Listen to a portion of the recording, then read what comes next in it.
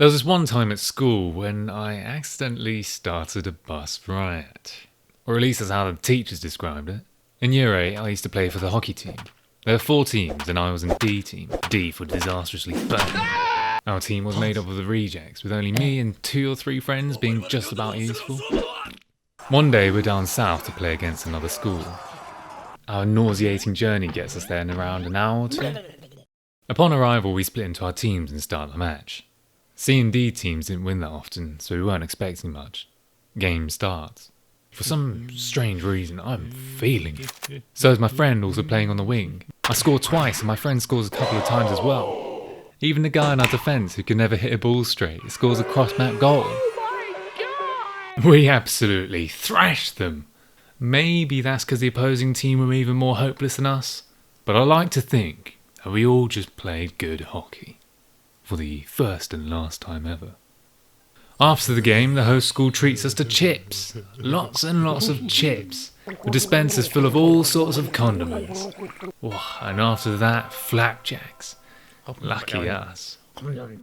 Our time in heaven is cut short though, by our teachers herding us back toward the coach, but was running late.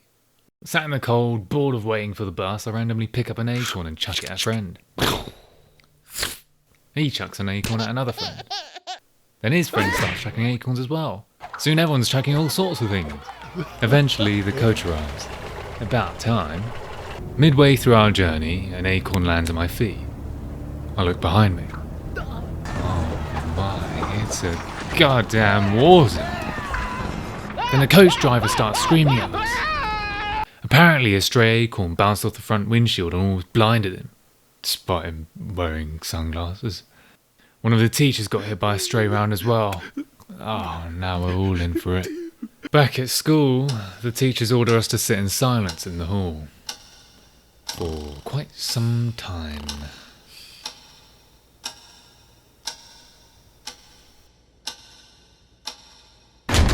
The head PE teacher comes in and starts having a massive go at us for what feels like hours. Bloody scheming Utes! How dare you! You shot him in the head with an acorn! The poor guy's on life support because of you lot. Oh, disgusting behaviour!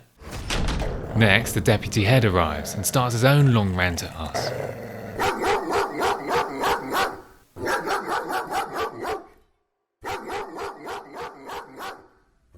Finally, the head teacher comes in. Calms the other teachers down, and then...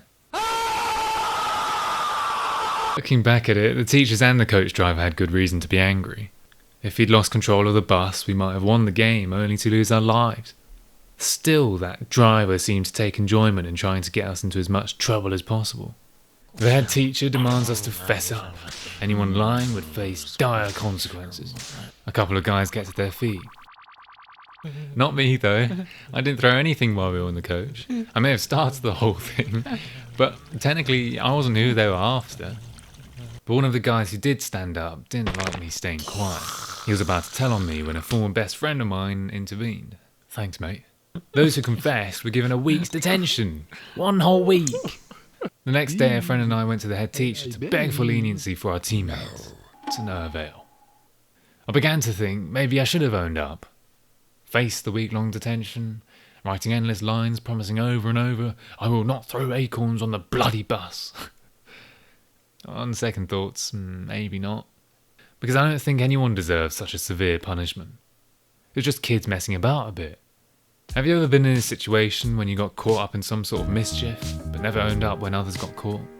You tell me in the comments below. And if you like the video, leave a like, and subscribe if you like what I do. Anyway, I should go. I have a bus to catch. Cheerio, matane.